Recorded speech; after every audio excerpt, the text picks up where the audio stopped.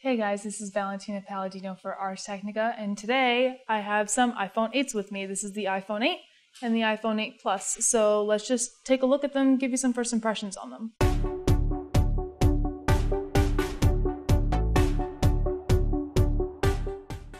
So let's take a look at the iPhone 8 in comparison to what I have here, which is a 7 Plus. So here's the iPhone 8 Plus for comparison, and probably the most difference you'll see in both of these is on the back.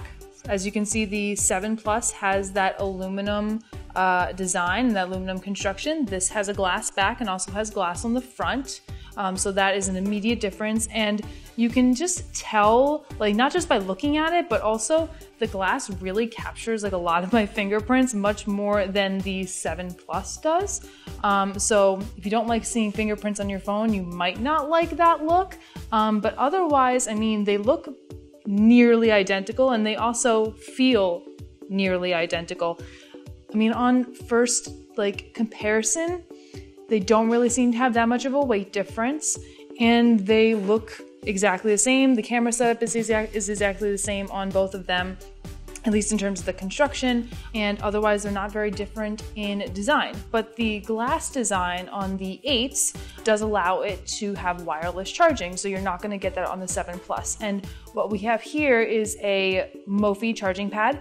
Apple's charging mat called AirPower will not be available until next year, but there are some other charging pads out that will be available when the iPhone 8s are available. So what you'll be able to do with any of the iPhone 8s is just be able to set it on the mat and it'll start charging immediately, and it just kind of, started. I heard that little ping and it started to charge.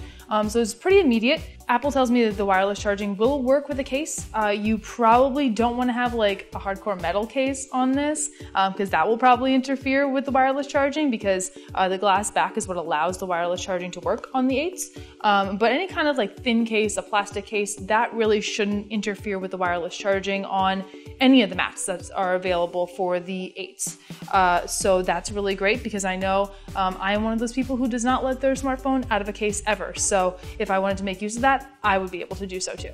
Another new feature of the iPhone 8 and 8 Plus is that Apple integrated the True Tone display technology onto this display.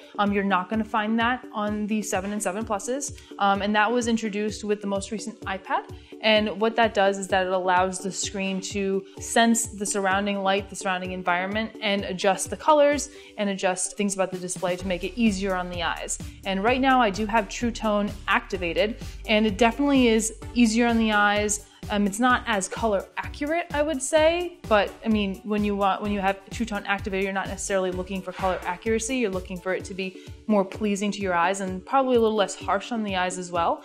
You can toggle True Tone on and off very easily. So if you don't want that, you don't have to have it. Even if you don't want it for a certain period of time, you can turn it off whenever you want to. So it's a small feature, it's not like super huge, but it is nice to have on a smartphone and not have it only sequestered onto the most recent iPad. Another new thing with the iPhone 8s is that they support this new beta feature called portrait lighting. So portrait mode was introduced a little while back on the previous iPhones, but this is a new feature that works with portrait mode. So this kind of senses the light that's in the room when you want to take a portrait, and it'll let you adjust the way the light kind of interacts with the person's face.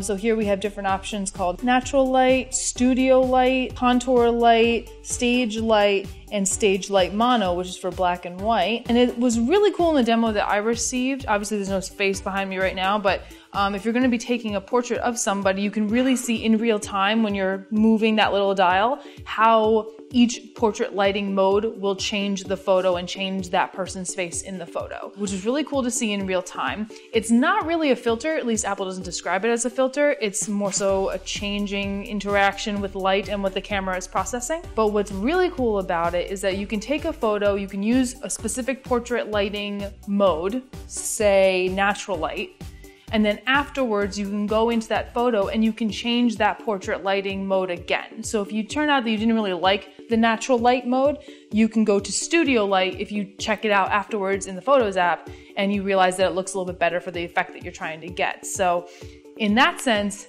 it's kind of like a filter in the sense you can change it after the fact or you can edit it So it's not, you're not kind of limited to the first portrait lighting mode that you chose, which is really cool. Again, portrait lighting is in beta, but it will come out of beta soon. So these are just my first impressions of the iPhone 8 and iPhone 8 Plus.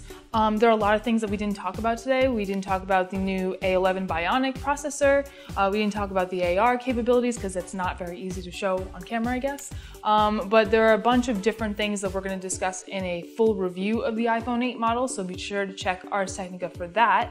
But in general, they feel and look very much like 7 and 7 Plus models. But there are some major features like the wireless charging, like the improved, camera, all that kind of stuff that you can't get with the 7 models. So it's hard for me to judge if I would kind of upgrade now from a 7 to an 8, but just looking at them right now, they are extremely similar. And I'm not sure if all those upgrades are necessary, especially if you purchased a 7 within the last year. Kind of have to feel out your lifestyle and see if something like wireless charging would be really, really useful to you. But in general, the iPhone 8s could probably have been labeled the 7S and the 7S Plus.